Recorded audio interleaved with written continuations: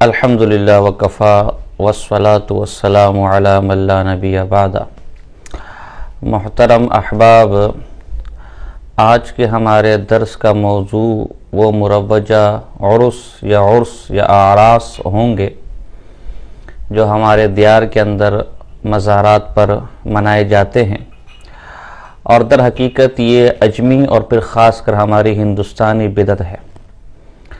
سلف صالحین میں نہ اس کا کوئی ثبوت تھا اور نہ قرآن و نہ حدیث اور نہ اجماع میں سے کوئی ثبوت ہے، لہذا ہندوستان پاکستان میں یا ارد گرد کے دیار میں مزارات پر جو خرافات عرس کے نام پر کی جاتی ہے وہ بالکل ناجائز ہے، بدعت ہے۔ اس میں شرکت کرنے والے سخت گنہگار ہیں اور فاسق ہیں۔ میں اس حوالے سے چند باتیں آپ کے گوش گزار کرنا چاہتا ہوں۔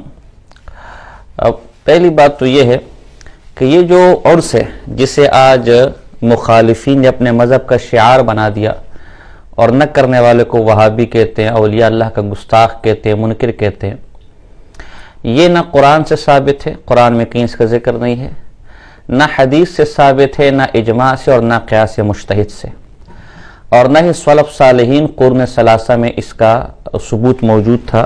چنانچہ خود میرے پاس یہ بریلوی سیفی حضرات کے بہت بڑے مناظر ہیں کوئٹہ کے، یہ عبدالخالق سیفی، ان کی کتاب التحقیق المختار، اس کے صفحہ نمبر 50 پر جو کوئٹہ سے چھپی ہے، صفحہ نمبر 50 پر انہوں نے تسلیم کیا ہے شیخ عبدالحق محدث دہلوی رحمہ اللہ کے حوالے سے کہ، اور پہلے لکھے کہ علامہ لکھنوی فرماتے ہیں کہ قاضی ثناء اللہ عرس کو ناجائز سمجھتے ہیں، لیکن شیخ عبدالحق محدث دہلوی رحمہ اللہ فرماتے ہیں کہ متاخرین فقہا نے عرس ایجاد کیا اور مستحسن سمجھتے ہیں۔ تو گویا قاضی ثناء اللہ پانی پتی کے زمانے تک عرس کو ناجائز سمجھا جاتا تھا بقول ان کے، حالانکہ ہم سمجھتے ہیں سری جھوٹ بول رہے ہیں، بقول ان کے شیخ عبدالحق محدث دہلوی رحمہ اللہ نے یہ کہا کہ فقہا نے اس کو ایجاد کیا۔ تو سوال ہے کہ فقہا کو کوئی دین یا کوئی دین کا مسئلہ ایجاد کرنے کے اختیار دیا کس نے؟ مجتہد جیسا آدمی کوئی مسئلہ ایجاد نہیں کر سکتا، مسئلہ ثابت کر سکتا ہے، قیاس سے ایجاد نہیں کر سکتا۔ مجتہد کا کام مسائل ایجاد کرنا نہیں ہے، مجتہد شارع نہیں ہے، فقہا شارع نہیں ہے، تو چلے جائے کہ متاخر فقہا۔ تو بہرحال کہنے کا مقصد یہ کہ یہ حضرات انہوں نے بھی تسلیم کیا کہ 14 صدیوں میں اس عرس وغیرہ کا کوئی ثبوت نہیں تھا۔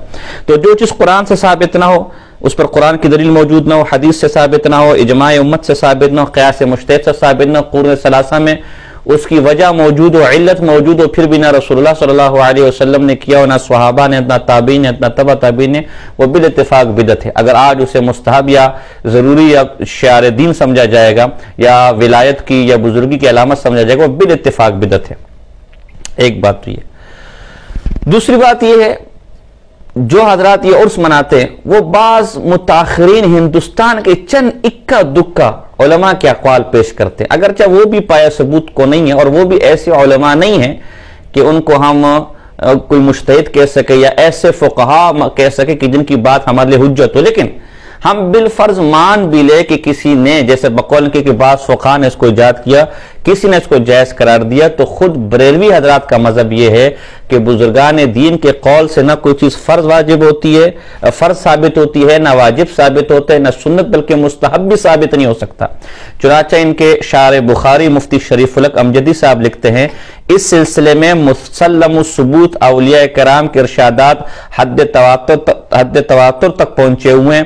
اولیاء کرام کے ارشادات سے فرض، یعنی اولیاء اللہ جو بزرگان دین ہیں، ان کے ارشادات سے، اقوال سے فرض یا واجب یا مستحب ہونے کا ثبوت نہیں ہو سکتا۔ اور آگے لکھتے ہیں، اگر کسی کا دعویٰ یہ ہے کہ فلاں چیز فرض ہے یا واجب ہے یا سنت ہے یا مستحب ہے، تو ضرور اس سے قرآن و حدیث سے دلیل طلب کی جاتی ہے۔ فتاوی شارح بخاری جلد نمبر 2 صفحہ نمبر 237۔ تو بزرگ کے یا فقیہ کے یا مولوی کے یا اولیاء اللہ کے اقوال سے کوئی چیز نہ فرض ثابت ہوگی، نہ واجب، نہ سنت، نہ مستحب، بلکہ اس کے لیے قرآن و حدیث کی دلیل چاہیے۔ تو قرآن و حدیث کے اندر خود موجود نہیں ہے، ورنہ ماننا پڑے گا کہ بقول چونکہ ایجاد 14ویں صدی کی ہے، 13ویں صدی کی ہے، تو 14 صدیوں تک، 13 صدیوں تک فقہا، علماء اور امت اس قرآن کی آیت اور حدیث پر عمل سے قاصر رہی، اور ظاہر ہے کہ بہت بڑی تہمت ہے۔ تو ایک مسئلہ تو یہ آپ ذہن رکھ لیں کہ اس کا ثبوت کہیں بھی نہیں ہے. ادلہ شرعیہ جو 4 ہے اس میں اس کا ثبوت کہیں نہیں ہے. سلف صالحین نے اس کو نہیں کیا لہذا بدعت ہے. اور نمبر 3 کہ اگر آپ اس کو بزرگوں کے اقوال سے ثابت کرنا چاہیں تو بزرگوں کے اقوال سے کوئی چیز ثابت نہیں ہو سکتی، یہ آپ کے بزرگ کہتے ہیں. نمبر 4 ہم حنفی ہیں، ہم مسلکن حنفی ہیں.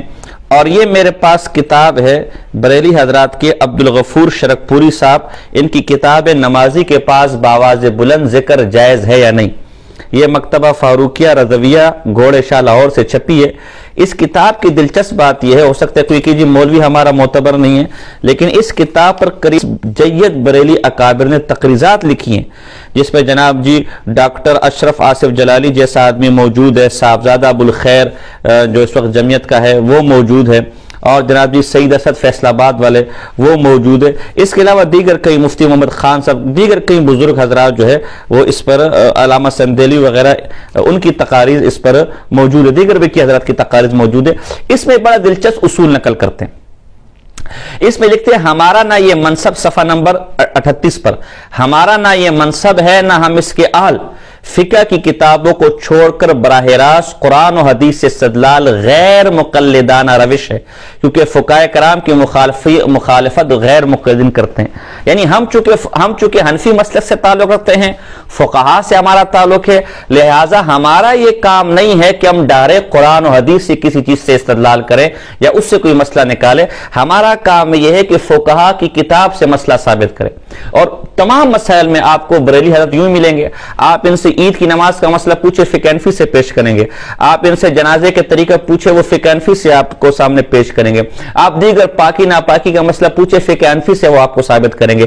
تو بقول آپ کے اس اتنے جید اکابر کی تائید سے جو کتاب جاری ہوئی ہے، بقول ان کے کہ اگر آپ نے کوئی مسئلہ ثابت کرنا ہے تو قرآن و حدیث سے ڈائریکٹ استدلال نہیں کریں گے، یہ غیر مقلدانہ روش ہے، بلکہ آپ فقہا کی کتابوں سے اس کا ثبوت دیں گے.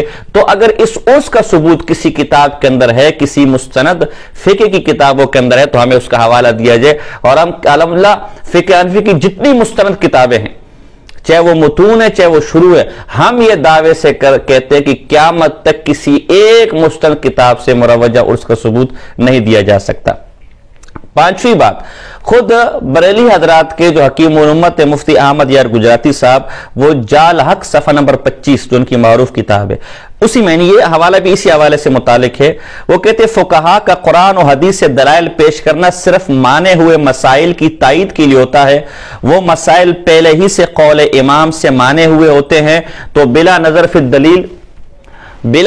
الدلیل کا یہ معنی نہیں کہ مقلد دلائل دیکھے ہی نہیں، بلکہ یہ کہ دلائل سے مسائل حل نہ کرے. اللہ اکبر.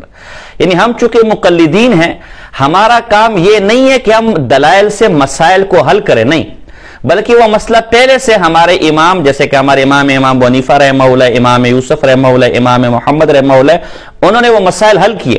ہمارا کام صرف اس مسئلے پر جو دلیل موجود ہے جس سے انہوں نے استدلال کیا اس دلیل کو پیش کرے، یا کوئی نئی دلیل ہمیں ملتی ہے جو کتابوں میں نہیں ہے وہ اس پر لا دیں. مسئلے کا استنباط یہ ہمارا کام نہیں، اس لیے کہ ہم مقلدین ہیں. یہی مطالبہ میں کرتا ہوں کہ امام ابو حنیفہ رحمہ اللہ سے، امام ابو یوسف رحمہ اللہ سے، امام محمد رحمہ اللہ سے کوئی ایک مجھے حوالہ دکھا دے کہ جنہوں نے اس کو لکھا. اس کے بعد بے شک آپ قرآن حدیث کے دلائل پیش کریں، لیکن جب تک آپ ان سے نہیں دکھا سکتے ڈائریکٹ قرآن و حدیث سے استدلال کرنا آپ کے لیے جائز نہیں ہے. یہ خود آپ کے مذہب کے اصولوں کے خلاف ہے. تو اگر کوئی جواب دینا چاہے ان باتوں کو ذہن نشین رکھے. نمبر 1، قرآن و حدیث سے ڈائریکٹ استدلال آپ نہیں کر سکتے، مجتہد کا کام ہے، مجتہد نہیں، آپ مقلد ہے. نمبر 2، بزرگوں کے قول سے کوئی چیز جائز ناجائز ثابت نہیں ہوتی، لہذا بزرگوں کا قول پیش نہیں کرنا، یہ پہلے میں واضح کر چکا ہوں. اب آتے اگلے مسئلے کی طرف. 6ٹھی بات، اس عرس کے ناجائز ہونے کی ایک وجہ یہ بھی ہے اور بدعت ہونے کی ایک وجہ یہ بھی ہے کہ عوام کل انام، بلکہ علماء نے، بریلی یعنی بدعتی علماء نے اس کو ایسا ضروری سمجھ لیا ہے کہ ولایت کا معیار اس کو بنا دیا، اور نہ کرنے والے کو یا انکار کرنے والے کو وہابی اور گستاخ اولیاء اور پتنی کیا کہا جاتا ہے. تو اگر ایک چیز مستحب ہو یا مباح ہو، اس کو اس کے درجے سے اٹھا کر فرض واجب تک لے لیا جائے تو وہ چیز خود بخود بدعت ہو جاتی ہے. चुनांचे आपने उर्स को अपनी किताबों में लिखा तो मुस्तहब है, लेकिन चूंकि अब आवाम के अंदर ये फर्ज और सुन्नत का मकाम हासिल कर चुका है, बल्कि अकीदे का मकाम हासिल कर चुके हैं कि उस उर्स का इनकार करने वाला, इसमें शिरकत न करने वाले को वहाबी और गुमराह और माज़अल्लाह काफिर समझते हैं। लिहाजा ये उर्स मुरव्वजा, जितने भी आरात है सब नाजायज और हराम होंगे। मैं इस पर चंद हवाले पेश करना चाहता हूं। हमारे फुक़हा की किताबों में यह मसला लिखा हुआ है कि सजदा शुक्र फी नफ्सी मुबाह है, कोई अगर सजदा शुक्र करना चाहे तो कर सकता है, लेकिन हमारे फुक़हा ने इसको मना किया कि ना करे। क्यों? कि लोग इसको कि सुन्नत और वाजिब न समझने लगे, और हर वो जायज काम कि जिसको बढ़ाकर सुन्नत और वाजिब बना दिया जाए, अवाम उसको सुन्नत और वाजिब समझने लगे, वो काम जायज भी हो, वो काम मुस्तहब भी हो, वो खुद ब खुद नाजायज हो जाता है। चुनांचा शामी के अंदर है वह सज्जतु शुक्र मुस्तहब्बतुन बिही युफ्ता। देखिए सज्जा शुक्र मुस्तहब है, जैसे कि बकौल आपके उर्स मुस्तहब है, और फतवा भी इसी पर है। लाकिन्नहा तुकरहु बाद अस्सलाति लिअन्नल जहलता यअतक़िदूनहा सुन्नतन औ वाजिबतन व कुल्लु मुबाहिन युअद्दी इलैहि फमकरूह। ये दुर्र मुख्तार की इबारत है। अभी शामी इस पर आगे लिखेगा कि हर वो जायज काम, हर वो मुबाह काम कि जिसको लोग सुन्नत और वाजिब समझने लग जाए, वो खुद ब खुद मकरूह हो जाता है, अगर चाहे फी नफ्सी जायज हो। अल्लामा शामी इस पर लिखते हैं क़ौलुहु लाकिन्नहा तुकरहु बाद अस्सलाति अज़्ज़मीरु लिस्सजदति मुतलक़न क़ाल फ़ी शरहिल मुनियति आखिर किताब अन शरहिल क़ुदूरी लिज़्ज़ाहिदी अम्मा बिग़ैरि सबबिन फ़लैसा बिक़ुरबतिन वला मकरूहन वमा युफ़अलु अक़ीब अस्सलाति फ़मकरूह लिअन्नल जुहाल यअतक़िदूना सुन्नतन औ वाजिबतन व कुल्लु मुबाहिन युअद्दी इलैहि फ़मकरूह व हासिलु अन्ना मा लैसा ला सबबुन ला तुकरहु मा लम युअद्दी फ़िअलुहा इला इतिक़ादिल जहलति सुन्नियतहा कल्लती यफ़अलुहा बाज़ुन नास बाद अस्सलाति। ये शामी जिल्द नंबर 2 है, सफ़ा नंबर 120 है। यानी अगर सज्जे शुक्र बगैर किसी सबब के भी किया जाए तो उसमें कोई मुज़ायका नहीं है, जब तक आवाम का एतकाद उसके मुतालिक ये ना बन जाए कि शायद सज्जा शुक्र जरूरी है, वाजिब है, सुन्नत है, फिर वो जायज काम, वो मुस्तहब काम भी नाजायज हो जाएगा। तो देखिए ये एक हवाला हो गया। इसी पर देखिए आलमगीरी का हवाला देखिए जरा, फरमाते हैं कि वमा यफ़अलु अक़ीब अस्सलावाति मकरूहुन लिअन्नल जुहाल यअतक़िदूनहा सुन्नतन औ वाजिबतन व कुल्लु मुबाहिन युअद्दी इलैहि फ़मकरूहन हाकज़ा फ़ी ज़ाहिदी। आलमगीरी जिल्द नंबर 1 सफ़ा नंबर 196 कि ये जो नमाजों के बाद सज्जा शुक्र अदा किया जाता है फी नफ्सी मुबाह है, यह बकौल दुर्र मुख्तार के मुस्तहब है, लेकिन चूंकि अवाम इसको सुन्नत और वाजिब समझती है, लिहाजा ये मकरूह और नाजायज होगा। तो यही हाल हमारे उर्सों को और तमाम बिदात का है, जिसको हमारे हाल बिदत मुस्तहब कहते हैं, कि अवाम ने अब उसको जरूरी समझने लग गई है। अवाम अब उसको वाजिब और सुन्नत बल्कि शार सुन्नियत तक लेगी, शार इस्लाम तक लेगी है, लिहाजा ये जायज भी होते, मुस्तहब भी होते, तो ये नाजायज हो जाता। यहां जरा एक कायदा जरा आप गौर करें, जब आप अहले बिदअत को कहेंगे भाई आपकी मिलाद में ये खुराफात होती है, आपके उर्स में नाच होता है, गाना होता है, और फाहिशा औरतें आके नाचती हैं, धमाल होते हैं, कवालियां होती है, मजामीर होता है, शराब चलती है, चर्च चलती है, भंग चलती है, जिना चलता है, बदकारी चलती है, औरत मर्द का मिलाप आपस में होता है, और पता नहीं वो मजार वाले की कब्र पर क्या क्या खुराफात शिरकियात होती है। जितने भी मजार आते हैं, मैं किसी मजार को खास नहीं कहता, मैं आपको दावत देता हूं, आप अपने इलाके किसी मजार पे चले जाए और वहां उर्स को देख ले, वो उर्स आपको माज़अल्लाह बदकारी का अड्डा नजर आएगा, अलियाज़ु बिल्लाह, वो खुराफात उसके अंदर होती है। तो इसके नाजायज होने में किसको शक हो सकता है? तो हमारे बिदती उलमा कहते हैं, जो अहले बिदत उलमा है वो क्या कहते हैं, ये तो आवाम कर रही है, आवाम के तो हम जिम्मेदार नहीं है ना, ये खुराफात तो आवाम कर रही है, लिहाजा उसका रद्द किया जाए, हम तो ठीक ठाक कर रहे हैं। देखिए अल्लामा शामी और आलमगीरी दोनों ने आवाम के नजरिए को बुनियाद बनाया किसी चीज के जायज और नाजायज होने को, लिहाजा अगर कोई उसको सही भी कर रहा है लेकिन आवाम का अकीदा उससे खराब हो रहा है, आवाम का नजरिया उससे खराब हो रहा है, वो चीज नाजायज हो जाएगी। तो अगर आप खुराफात से पाक उर्स भी कर रहे हो, अगरचे वो भी जायज नहीं है, लेकिन बिल फर्ज मान ले कि वो जायज है, लेकिन चूंकि अवाम आपको देखकर अब इन खुराफात में मुब्तला हो चुकी है, तो किसी तौर पर भी इसकी इजाजत नहीं दी जा सकती।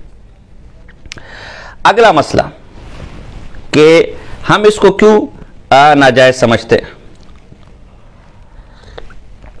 अच्छा, इसी तरह इसी मसले पर कि अगर एक काम बिलफर्ज मुस्तहब हो या मुबाह हो, उसे लोग सुन्नत और वाजिब या फर्ज समझ वो नाजायज हो जाता है। इसी पर अल्लामा शातिबी रहमतुल्लाह का हवाला जरा अल-इत्तिसाम का, फल-अमल बिन-नाफिलति लैसत बिसुन्नतिन अला तरीक़िल अमल बिसुन्नति इख़राजुन लिन-नाफिलति अन मकानिहल मख़सूस बिहा शरअन सुम्मा यल्ज़मु मिन ज़ालिका इतिक़ादुल अवामि फ़ीहा व मन ला इल्म इंदहु अन्ना सुन्नह व हाज़ा फ़सादुन अज़ीमुन लिअन्ना इतिक़ाद मा लैसा बिसुन्नतिन सुन्नतन वल-अमल बिहा अला हद्दिल अमल बिस्सुन्नह नहव मिन तब्दील शरिया कमा लव तक़दा फ़िल फ़र्ज़ अन्नहु लैसा बिफ़र्ज़िन औ बिमा लैसा बिफ़र्ज़िन अन्नहु फ़र्ज़ुन सुम्मा अमिला वफ़्क़ इतिक़ादी फ़इन्नहु फ़ासिदुन।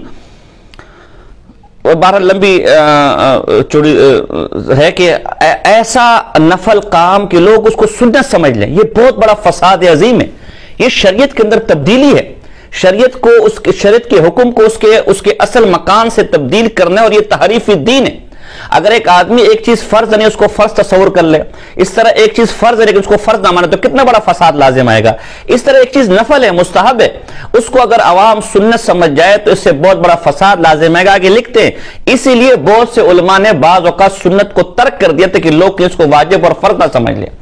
तो अगर उलमा इस वजह से एक सुन्नत को तर्क करने पर मजबूर हुए कि लोग उसको फर्ज और वाजिब ना समझ ले, तो वो उर्स जिसका ना कुरान में कोई सबूत है, ना हदीस में, ना इजमा में, ना कयास में, ना 14 सदियों में से कोई सबूत नहीं था, जो है ही हिंदुस्तानी रिवाज, जो है हिंदुस्तानी रस्म, जिसका अरबों में भी कोई रिवाज अब तक पैदा नहीं हुआ, तो आखिर उसको आज अवाम अगर इतना जरूरी समझने लग जाए कि फर्ज वाजिब तो छोड़ो, उसे अकीदे का मसला बना लिया, तो ये तहरीफ दीन क्यों ना होगा, ये शरीयत के अंदर तब्दीली क्यों ना होगी, ये दीन में फसाद क्यों ना होगा। ये अल-इत्तिसाम है, जिल्द नंबर 1 सफ़ा नंबर 213 214, जो मकतबा मारूफिया पेशावर वाला है वो हमारे पास है।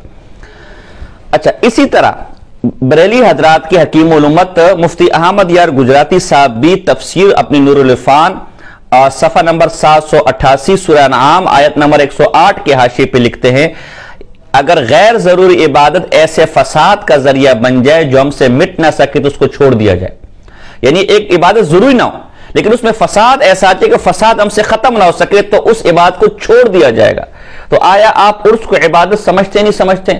जब समझते हैं तो उसमें ऐसा फसाद आ गया, तमाम मज़ारात पर चर्स होता है, गांजे होते हैं, सिगरेट होता है, ढोल होते हैं, कवालियां होती है, औरतें होती हैं, चरसी होती है, मवाली होती है।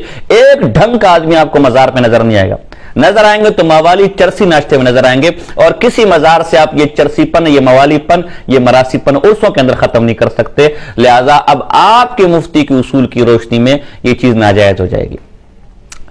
इसी तरह एक और मसला समझे, एक चीज फी नफ्सी ही जायज है, जैसे हम इसाले सवाब को फी नफ्सी जायज कहते हैं। किसी बुजुर्ग के लिए आप दुआ करना चाहे, किसी बुजुर्ग को इसाले सवाब करना चाहे, कुरान पढ़ना चाहे, तिलावत करना चाहे, माल के जरिए सदका करना चाहे, उसके लिए किसी वक्त दुआ पढ़ना चाहे, नफल पढ़ना चाहे, कोई इसका मुनकिर नहीं। हम समझते इसाले सवाब का जो मुनकिर है वो गुमराह है। मेरे अकाबिर का एक हवाला भी नहीं दिया जा सकता जो इसाले सवाब का मुनकिर है। तो इसलिए जवाब में ये एक बात मैं बताना भूल गया था, जवाब में आप इसाले सवाब पर भी दलाइल नहीं दे सकते। मैंने आपको कह दिया कि आपने जवाब किस तरतीब पर बनाना है। एक तो आप मुश्तहिद नहीं है, कियास नहीं करेंगे, कुरान और हदीस से डायरेक्ट इस्तिदलाल नहीं करेंगे, आपका काम नहीं है। नंबर 2, बुजुर्गों के अक़वाल पेश नहीं करेंगे। नंबर 3, मुतलक इसाले सवाब पर दलाइल पेश नहीं करेंगे। हम कहते हैं जो इसाले सवाब का मुनकिर है वो गुमराह है। इसाले सवाब मैं मानता हूं, लेकिन शरीयत ने जिस इबादत को मुतलक रखा है, अगर आप अपनी तरफ से उसके लिए कोई दिन, कोई वक्त मुकर्रर कर दे तो वो चीज नाजायज हो जाती है। इसाले सवाब अगर आप उर्स को कहते हैं तो इसाले सवाब तो हम मानते हैं, इसाले सवाब के मुनकिर नहीं, आप इसाले सवाब पर क्यों दलाइल दे रहे हैं? जिस चीज के मुनकिर है आप उसके दलाइल दे। और ये उर्स इसाले सवाब है भी नहीं, इसलिए अगर इसाले सवाब सिर्फ उर्स सिर्फ इसाले सवाब होता तो इसाले सवाब को तो हम मानते हैं, हमने उसका इनकार कब किया? आपने इस दिन को शरीयत का दर्जा दे दिया, इस उर्स को मुस्तकिल इबादत बना दिया। तो ऐसी चीज को जो शर्त में मुतलक हो, जिसके लिए कोई वक्त मुकर्रर ना हो, अगर आप अपनी तरफ से उसके लिए कोई वक्त मुकर्रर कर दें और उसमें सवाब समझने लगे, ये चीज नाजायज और बिदअत हो जाएगी। चुनांचे शेखुल इस्लाम तकीउद्दीन इब्न दकीक़िल ईद जो है अपनी मशहूर किताब इहकामुल अहकाम जिल्द नंबर 1 सफ़ा नंबर 200 पे लिखते हैं किताब तहारा के अंदर, वमा अहदसतहु रवाफिज मिन ईद सालिसिन سموه عید الغدیر وکذالک الاجتماع واقامۃ الشعار فی وقت مخصوص علی شیء مخصوص لم یثبت شرعا. یہ جو روافض نے تیسری دن نکال دی اور ایک مخصوص طریقے سے اس کو اپنا شعار بنا دیا اور مخصوص طریقے سے اس کو کیا جاتا ہے، شریعت نے اس کو ثابت نہیں کیا. یہ شرط کا حکم نہیں، شرط میں یہ ثابت نہیں ہے. وقریب من ذالک، اسی سے قریب قریب یہ بات ہے، ان تکون العبادۃ من جہۃ الشرع مرتبۃ علی وجہ مخصوص. شریعت نے ایک عبادت ایک خاص طریقے پر ثابت کی ہو، ایک خاص طریقے پر مشروع کی ہو.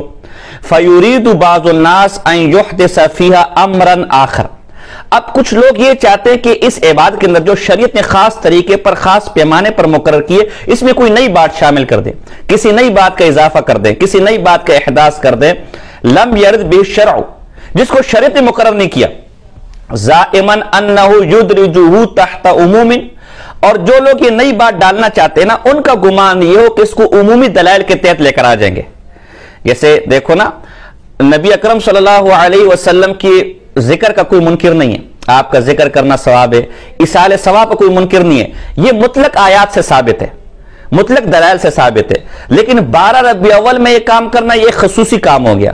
سال کے بعد بزرگ کے وفات کے دن عرس کرنا، اس کو اصال ثواب کہنا، اس میں آپ نے تخصیص پیدا کر دی، یہ مخصوص ہو گیا. اب اس کو ثابت کرنے کے لیے آپ عمومی دلائل سے استدلال کریں کہ نہیں جی چونکہ اصال ثواب ثابت ہے فلاں آیت سے، لہذا عرس بھی ثابت ہوگا. اصال ثواب مطلق ہے اور عرس خاص ہے، تو کہتے ہیں اس خاص چیز کو جس کو شریعت نے مقرر نہیں کیا، آپ مطلق آیات سے جیسا کہ بدعتی کرتے ہیں ثابت کریں گے تو اس شرط میں تحریف ہے، یہ شرط کے اندر زیادتی ہے. لہذا جو چیز خاص طریقے پر شریعت نے ثابت کی ہے اسی خاص طریقے پر رکھا جائے گا، اور جو عام طریقے پر شریعت نے ثابت کیا اسے عام طریقے پر رکھا جائے گا.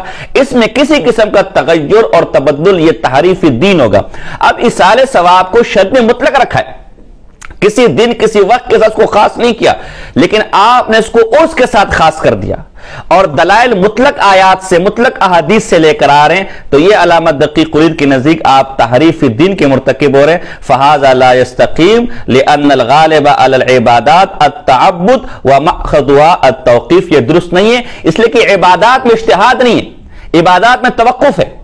ایک عبادت اگر شریعت نے مقرر کی ہے تو عبادت ہوگی، نہیں تو توقف کیا جائے گا. اپنی طرف سے عبادات میں نہ کوئی چیز زائد کی جائے گی نہ کوئی چیز کم کی جائے گی. تو اس اصول کی روح سے بھی یہ عرس ناجائز ہے کہ شریعت، اگر اس کا نام اصال ثواب ہے کہ شریعت نے اصال ثواب کو مطلق رکھا تھا، آپ نے اس عرس کو جس کو آپ اصال ثواب کے لیے خاص کر دیا اور عموم کے تحت داخل کر دیا، لہذا اس اصول سے یہ چیز ناجائز ہو جائے گی. یہ تو چند باتیں تھی.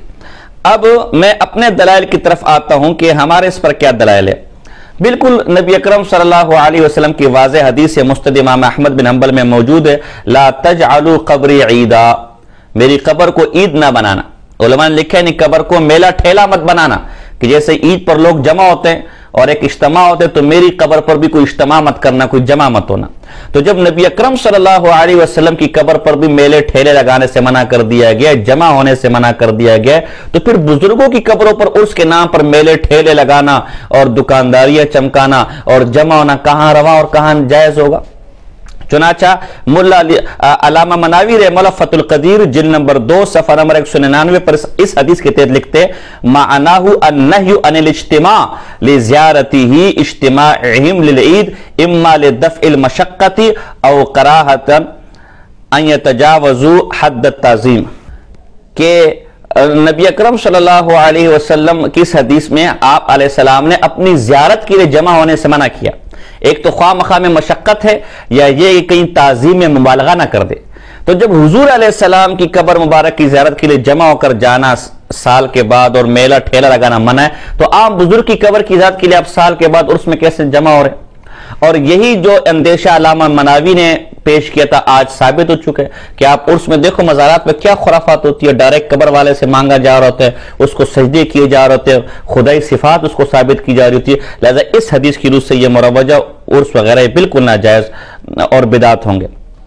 اسی طرح ملا علی قاری رحمہ اللہ مولا مرقات المفاتح جلد نمبر 2 صفحہ نمبر 10-11 پر لکھتے ہیں علامہ طیبی کے حوالے سے نہاہم عن الاجتماع لہا اجتماعہم للعید نزہتا و زینتا وکانت الیہود والنصارى تفعل ذلك بقبور انبیائهم فاورثهم الغفلة والقسوة من عادة عبادة الاوثان انهم لا يزالون يعظمون امواتهم حتى اتخذوها اصناما، والى هذا اشار لقول الله بقوله اللهم لا تجعل قبري وثنا يعبد، فيكون المقصود من النهي کراہتا ان يتجاوزوا في قبری غایت التجاوز، ولہذا ورد آگے لکھا ہے کہ یہ اس حضور علیہ السلام نے اجتماع سے منع کی اپنی قبر پر، عید کی طرح کہ عید میں لوگ بن ٹھن کے جو ہے نا وہ تیار ہو کر نکلتے ہیں، اس طرح بن ٹھن کے قبروں پر آنا اس سے بالکل منع کر دیا کہ کہیں یہود اور نصارہ کی طرح نہ ہو جاؤ کہ یہود اور نصارہ نے بھی اپنے اموات، اپنے مردوں، اپنے انبیاء، اپنے بزرگوں کی قبروں کی تعظیم میں مبالغہ کیا اور پھر اس کو پوجنے لگے، تو کہ میری امت بھی میری قبر کو پوجنا نہ شروع کر دے، تو منع کر دیا گیا۔ اور یہ اندیشہ آج بالکل سچ ثابت ہوا کہ بن ٹھن کے لوگ قبروں پر جاتے ہیں، بن ٹھن کے مزارات پر جاتے ہیں، بن ٹھن کے عرصوں پہ جاتے ہیں اور پھر قبروں والوں کو پوچھتے ہیں۔ لہذا اس حدیث کی روح سے یہ مروجہ جو چیزیں بالکل ناجائز ہوگی۔ اب میں اگلا حوالہ بالکل قاضی ثناء اللہ پانی پتی رحمہ اللہ جو متوفہ 1225 ہجری، ان کا صریح حوالہ تفسیر مظہری جلد نمبر 2 ہے، صفحہ نمبر 68 اور 69 ہے۔ فرماتے لا يجوز ما يفعل الجهال بقبور الاولیاء والشہداء من السجود والطواف حولها واتخاذ سرج والمساجد علیها ومن الاجتماع بعد الحول كالاعیاد ويسمونه عرسا۔ فرمائے بزرگوں کی قبروں پر، اولیاء اور شہداء کی قبروں پر ان میں سے کوئی کام جائز نہیں جو جاہل لوگ کرتے ہیں کہ ان قبروں کو سجدے کرتے ہیں، اس کے ارد گرد طواف کرتے ہیں اور چراغاں کرتے ہیں اور اس کو سجدہ گاہ بنا لیتے ہیں اور سال بسال اس پر اجتماع کرتے ہیں، جس کو یہ لوگ عرس کہتے ہیں۔ یہ عرس بھی بالکل ناجائز ہے۔ یہ قاضی ثناء اللہ پانی پتی نقشبندی جو بزرگ ہے رحمہ اللہ لکھتے، اور عجیب بات یہ ہے کہ سیفی بریلیوں کے مناظر عبد الخالق سیفی نے خود تسلیم کیا ہے اپنی کتاب کے اندر التحقیق المختار صفحہ نمبر 50 پر کہ قاضی ثناء اللہ پانی پتی رحمہ اللہ نے عرس کو ناجائز لکھا ہے۔ علامہ عبدالحی لکھنوی کے حوالے سے لکھتے ہیں کہ قاضی ثناء اللہ رحمہ اللہ عرس کو ناجائز سمجھتے ہیں۔ تو اب عرس کو ناجائز سمجھنے کو جو لوگ وہابی کہتے تو وہ مجھے ذرا جواب دے کہ قاضی ثناء اللہ پانی پتی رحمہ اللہ بھی وہابی تھے معاذ اللہ۔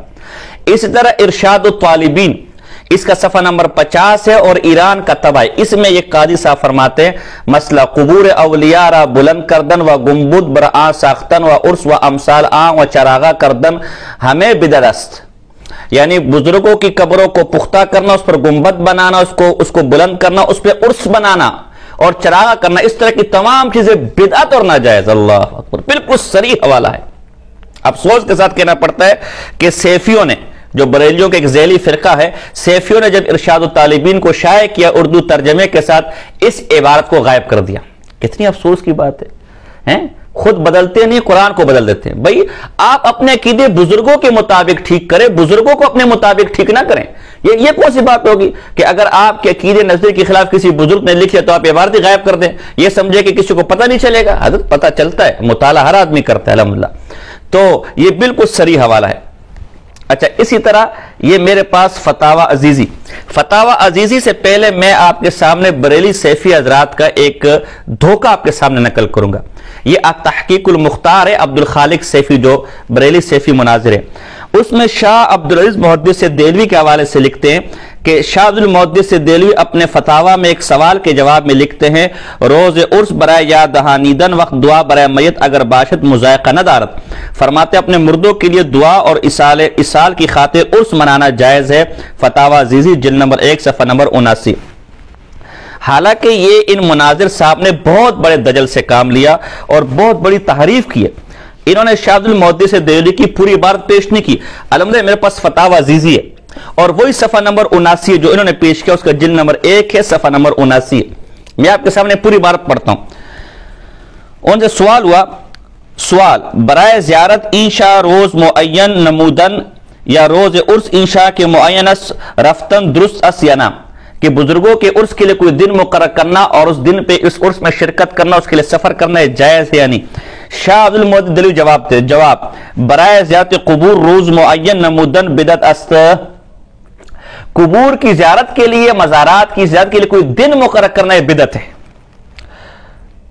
وہ اصل زیارت جائز و تعین وقت در سلف نبود، اصل زیارت قبور کی جائز ہے، ایثار ثواب جائز ہے، لیکن اس کے لیے دن مقرر کرنا یہ بدعت ہے اور سلف میں منقول بھی نہیں ہے۔ ای بدعت ازاں قبیل اس کے اصلش جائز اس و خصوصیت وقت بدعت مانند و خصوصیت وقت بدعت، یہ ایسا ہی دیکھیے اصل جائز ہے، یعنی زیارت یہ اصل یہ جائز ہے، لیکن دن مقرر کرنا یہ بدعت ہے، جیسا کہ مانند مصافحہ بعد الاس کے در ملک توران وغیرہ رائج اس، یہ ایسا ہوگا جیسے مصافحہ جو بعض ملکوں میں رائج ہے، یہ مصافحہ فی نفسی اپنی اثر کے اعتبار سے جائز ہے، لیکن ہر نماز کے بعد جو اس کی پابندی کی جاتی ہے یہ ناجائز اور بدعت ہے۔ و روز عرس برائے یاد دہانیدن وقت دعائے برائے میت اگر باشد مذائقہ نہ دارت، لیکن التزام روز نیز بدعت از ہما قبیل کے گزشت۔ فرماتے ہیں اگر یاد دہانی کے لیے عرس کا کوئی دن مقرر کر دیا گیا اس میں تو کوئی مذائقہ نہیں، لیکن اس کا التزام کرنا بدعت ہے۔ دیکھو کتنی سری پوری عبارت ہی جنہوں نے نقل نہیں کی، ذرا یہ سمجھے۔ ایک ہوتے تعیین عرفی اور ایک ہوتے تعیین شرعی۔ تعیین عرفی جیسے عرف میں ہمارے وقت مقرر ہوتے ہیں، نکاح کے لیے کوئی دن مقرر کر دیا، پروگرام کے لیے کوئی دن مقرر کر دیا، اس تعین میں کوئی مذائقہ نہیں، یہ سہولت کے لیے ظاہر اگر آپ دن مقرر نہیں کریں گے تو لوگ کیسے آئیں گے، کسی پروگرام میں کیسے شریک ہوں گے، اس میں کوئی اس کو متعین کرنے میں کوئی مذائقہ نہیں۔ آپ کوئی اجتماع 10 تاریخ کو رکھتے، 20 کو رکھتے، کوئی نکاح 10 20 30 کو رکھتے، اس میں کوئی مذائقہ، اس کو یہ تعین عرفی کہلاتا ہے۔ ایک تعین شرعی ہے کہ ایک عبادت کسی دن میں مقرر نہیں ہے، آپ اس کے لیے دن خاص کر لیں اور اس دن اس عبادت کو کرنے کو ثواب سمجھے۔ تو شاہ المعتز دہلوی کا مطلب جو یہ ہے کہ دعا کے لیے اگر دن مقرر کرے اس میں مذائقہ نہیں، مطلب اگر دعا کے لیے بطور تعین عرفی کہ چونکہ بھائی اس سال چونکہ بزرگ فوت ہوئے تھے لہذا اس سال اگر کوئی دعا کرنا چاہے پورا سال مصروف ہوگا تو وہ آ سکتے دعا کر سکتا ہے، یہ تعین عرفی کی حد تک درست ہے، لیکن اس کا التزام بھی بدعت ہے، یہ بھی نہ کیا جائے، یہ ہے اصل اس کی ثابت ہے لیکن یہ التزام بدعت ہے۔ تو جہاں تعین کا ذکر ہے وہ تعین عرفی ہے، اس میں بھی یہ کہہ رہے کہ التزام نہ کیا جائے، اور یہ شیخ صاحب یہ مناظر صاحب پوری عبارت نقل نہیں کرتا، صرف اتنا حصہ نقل کرتا ہے کہ دعا کے لیے دن مقرر کرنا درست ہے۔ وہ بدعت بھی تو کہہ رہے وہ بھی تو نقل کرو نا، اور اس کے التزام کو بھی بدعت کہہ رہے وہ بھی تو نقل کرو نا، اور آپ کے اندر التزام پایا جاتا ہے، آپ کے اندر تو ایسا التزام ہے کہ نہ کرنے والے کو وہابی وغیرہ کہتے۔ آخر میں یا اسی عبدالخالق سیفی نے علامہ عبدالحی لکھنوی رحمہ اللہ کا حوالہ پیش کیا، اگر بالفرض ہم یہ بات مان بھی لے کہ شاہ المحدث دہلوی نے اس کے اندر عرس کو جائز لکھا ہے، بالفرض مان بھی لے، اسی طرح علامہ عبدالحی لکھنوی رحمہ اللہ کے فتاویٰ کا حوالہ پیش کیا۔ پہلی بات تو ہے کہ علامہ عبدالحی کا لکھنوی رحمہ اللہ کا فتاویٰ میرے پاس موجود ہے، اس کی جلد نمبر 1 صفحہ نمبر 196 میں نے حوالہ دیکھا، حوالہ موجود نہیں ہے، لہذا اول تو اصل حوالہ ہمارے سامنے نہیں ہے، لیکن علامہ عبدالحی لکھنوی اسی فتاویٰ عبدالحی کے اندر میلاد کو ناجائز کہتے ہیں۔ جو آدمی میلاد کو ناجائز کہتا ہے وہ مروجہ عرس کو کیسے جائز کہہ سکتا ہے؟ وہ اسی فتاویٰ عبدالحی کے اندر وجہ جو آپ لوگ کرتے اس کو ناجائز کہتا ہے، وہ کھانے کے اوپر دعا کو جو فاتحہ اسے ناجائز کہتا ہے۔ پہلے یہ مانو اس کے بعد پھر عرس کی بات آئے گی، لیکن مان بھی لیں کہ علامہ عبدالحی لکھنوی نے عرس کو جائز لکھا ہو، مان بھی لیں کہ شاہ المحدث دہلوی نے عرس کو جائز لکھا ہو، تو پہلا تو اصول گزر چکے کہ بزرگوں کی بات سے کوئی چیز ثابت ہے۔ دوسری بات خود آپ نے لکھا ہے، عبدالخالق سیفی صفحہ نمبر 51 پر لکھتا ہے کہ اگر کوئی یہ سوال کرے کہ بعض دیوبندیوں نے عرصے ناجائز قرار دیے تو اس کا جواب یہ ہے کہ ان کا مطلب اپنے ہندوستان کے عرصے ہیں جن میں شریعت کے خلاف اعمال سرانجام دیے جاتے ہیں۔ ہمارے استاد زینت الخلف قائم الوہابیہ مولانا حمداللہ جان داجوی بارک اللہ فی عمری سے جب یہ سوال پوچھا جاتا تو وہ جواب میں فرماتا ہے کہ یہ ہندیہ مسئلہ ہے، یعنی یہ مسئلہ ہندوستان کے علماء نے اپنے ملک کے موافق کیا ہے کیونکہ ہندوستان میں میلاد اور عرصوں میں شریعت کے خلاف کام سر انجام دیے جاتے تھے، اس لیے اس علاقے کے علماء اپنے علاقے کے مطابق نفی کا فتویٰ دیتے تھے۔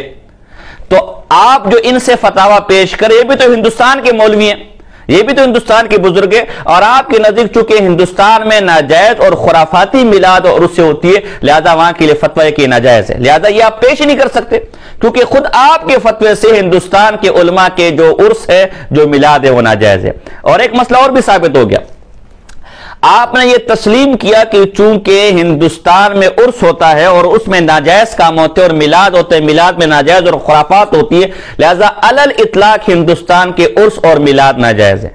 سوال ہے کہ یہ خرافات میلاد اور عرس میں پاکستان میں بھی تو ہوتا ہے نا، اگر آپ یہ کہ پاکستان میں کچھ عرس اور کچھ میلاد اچھے بھی ہوتے تو ہندوستان میں بھی ہوتے ہیں۔ مولانا احمد خان بریلی کے اس میں بقول بریلی حضرات کے ناچ گانا نہیں ہوتا، ان کی دیگر کی بڑے بڑے جو بزرگ بقول کے اس پہ کوئی ناچ گانا نہیں ہوتا۔ اگر یہاں کچھ میلاد اچھے ہوتے ہیں اور کچھ عرس اچھے ہوتے ہیں، اس طرح ہندوستان میں بھی کچھ میلاد اور کچھ عرس اچھے ہوتے ہیں، اس کے باوجود چونکہ وہاں کے اکثریت میلادوں میں اور عرسوں میں خرافات ہوتی ہیں، آپ نے علل اطلاق ہندوستان کی میلادوں اور عرسوں کو ناجائز قرار دے دیا۔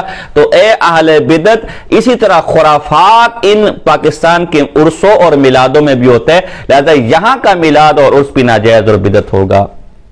یہ چند مختصر گزارشات تھی کہ حدیث کی روح سے قبروں پر میلے ٹھیلے لگانا جائز نہیں ہے۔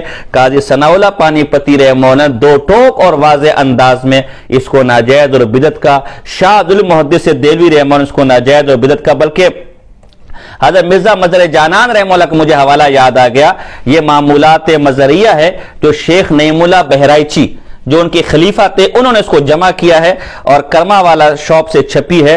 اس میں انہوں نے اس کو ناجائز لکھا ہے جو مرزا مظہر جانان رحمہ اللہ تھے، اس کا صفحہ نمبر 198، اس میں لکھتے ہیں عرس وغیرہ کو عرفی رسموں اور مقید و پابند نہ ہونا کہ اس میں شناعت و برائی ہے۔ اپنے مرید کو وصیت کر رہے ہیں کہ عرس وغیرہ کی رسموں کو نہیں کرنا، کہ اس میں سراسر برائی ہیں۔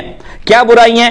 اس طریقت کے احباب جو کہ رسومات سے فارغ ہے، ان کے خلاف بات و معاملہ لازم ہوگا، یعنی ہمارے طریقے کے جو لوگ ہیں وہ رسومات پر عمل نہیں کرتے، تو جب آپ عرس کریں گے تو ہمارے لوگوں کے طریقے کے خلاف ہوگا، لہذا ایک کام یہ ناجائز ہے۔ نمبر 2، خیمے اور دریوں وغیرہ کے لوگوں سے سوال کرنا لازم آئے گا، ظاہر جب آپ نے عرس کرنا تو چندہ کرو گے اور چندہ مناسب نہیں ہے۔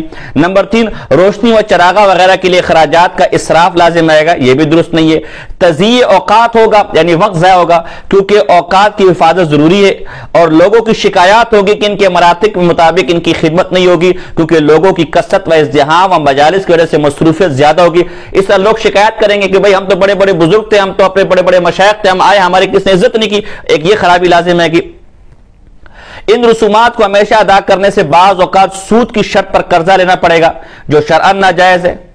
پھر جب آپ نے یہ رسومات کرنی، عرس کرنی، بعض اوقات قرضہ لینا پڑ جاتا ہے، بعض اوقات ناجائز قرضے، حرام پیسے لینے پڑ جاتے جو ناجائز ہے۔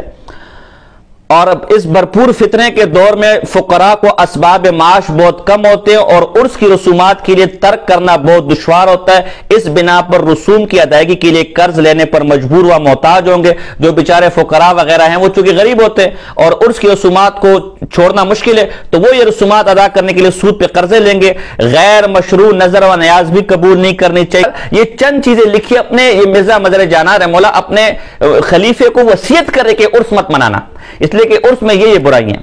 تو اس عرس کو قاضی ثناء اللہ پانی پتی رحمہ اللہ بدعت اور ناجائز کہہ رہے ہیں، شاہ عبد المحدث دہلوی اس کو بدعت اور ناجائز کرے کہ دن کا انتظام نہ کرے، مرزا مظہر جانان رحمہ اللہ اس کو بدعت اور ناجائز کہہ رہے ہیں۔ اس طرح ملا علی قاری رحمہ اللہ نے علامہ مناوی رحمہ اللہ صریح الفاظ میں لکھا ہے کہ قبروں پر اجتماع جائز نہیں ہے۔ صریح الفاظ میں نبی اکرم صلی اللہ علیہ وسلم کی حدیث میں قبروں پر اجتماع کو ناجائز لکھا ہے اور اس میں یہی کچھ ہوتا ہے۔ آپ نے اس کا ثبوت نہ قرآن میں ہے، نہ حدیث میں ہے، نہ اجماع میں ہے، نہ قیاس میں۔ آپ نے تسلیم کیا کہ سلف صالحین 1400 صدیوں تک اس بدعت کا، اس رسم کا کوئی رواج نہیں تھا، یہ ہندوستانی بعض مولویوں نے اس کو ایجاد کیا، لہذا اس کا شریعت سے کوئی تعلق نہیں، خاص کر جب اس سے خرافات کا شیوع، جتنی خرافات ان عرصوں میں ہوتی ہے، دین کے نام پر جتنی حرام کاری ان عرصوں کے اندر ہوتی ہے، کہیں آپ کو نہیں ملے گی۔ لہذا خود آپ کے اصول کے تحت کہ ایک کام کو اگر لوگ ایک غیر ضروری عبادت اگر فساد کا ذریعہ بن رہی ہو تو اس عبادت کو ترک کیا جائے گا، چھوڑا جائے گا، لہذا یہ عرس مروجہ اس کو ہر حال میں ترک کیا جائے گا، یہ ہر حال میں بدعت ہے، یہ ہر حال میں ناجائز ہے۔ وما علینا الا البلاغ المبین۔